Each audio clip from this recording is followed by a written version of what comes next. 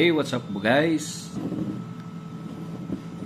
So, ngayon is tuturuan ko kayo kung paano mag-testing ng isang battery. Ito po ay DC battery. Ayan po siya. So, ito po siya ay battery ng UPS. So, ito po ang kanyang rating. 12 volts, 8.2 ampere hour. So, ayan po siya. So, ngayon, paano po natin siya i-test? So, ito yung ating digital multimeter. Siyempre, ang i-test natin is voltage. Kung makikita nyo, mayroong V dito na mayroong parang wavy sign, and then dito naman is V and then straight line na sign. So, ito po siyang V na may wave na sign, is ito po yung AC voltage, then ito naman is DC voltage. Since ang ating battery is DC voltage, so dito po natin sa gray na part iset ang ating multimeter, no?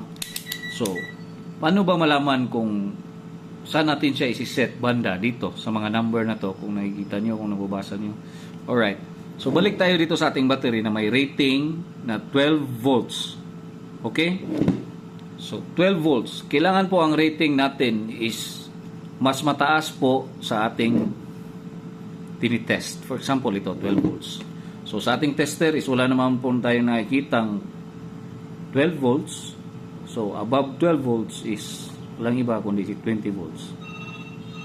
Yan po siya. So, paano siya i-test? Patayo lang natin, ganyan.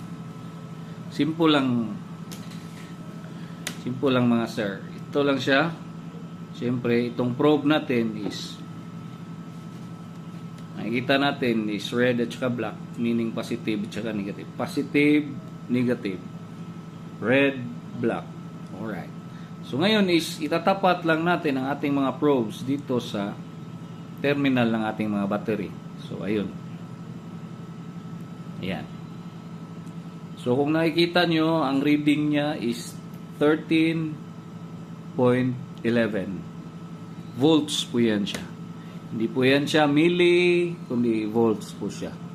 So, ayan. So, hindi po ibig sabihin na may reading tayo na 13.11 volts is okay na po ang ating battery.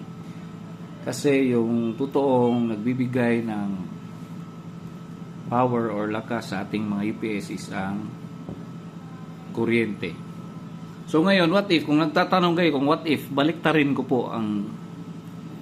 nabaliktad nyo po ang paglagay ng ating probe, na si black probe nalagay natin sa positive terminal ni battery, and then ito naman si red probe is nalagay din sa itim na terminal ni battery. So ano mangyayari? So ito siya guys, i-try po natin, no, para malaman nyo. Kasi itong ginagamit natin is digital multimeter. Ibig sabihin, pwede po yan siya magkabaliktad. So ang mabasa natin is, of course, ayun siya, negative.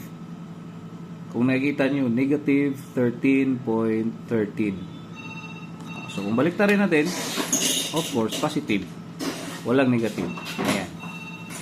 So, yun lang po siya mga guys. At sana may natutunan kayo. And thanks for watching.